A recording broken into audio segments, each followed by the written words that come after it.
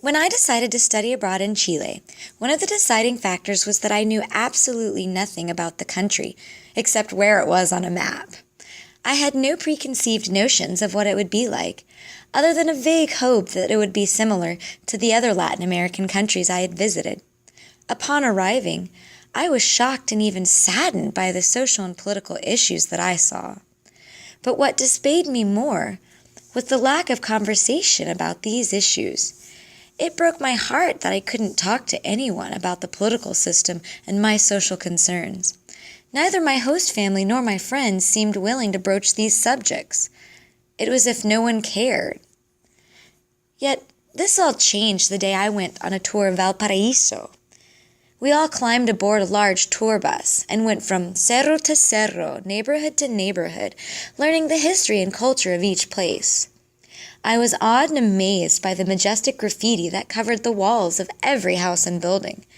I live in Dallas, a fairly clean city, where graffiti is illegal and hard to find unless it's someone's name tagged. However, this graffiti, murals really, was political, cultural, and meaningful.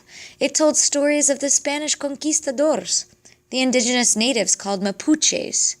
It railed against machismo, the destruction of Patagonia, and the candidacy of Michelle Bachelet.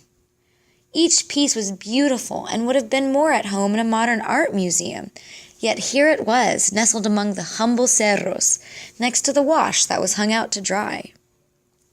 It was then I realized that Chileans were still suffering the after effects of a dictatorship that never allowed them to speak their minds for fear of imprisonment and possibly torture.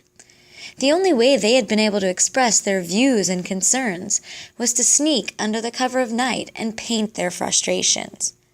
Despite being 25 years since the fall of Pinochet, people still felt most comfortable expressing themselves artistically rather than verbally. It was almost as if their murals had become homages to their troubled past.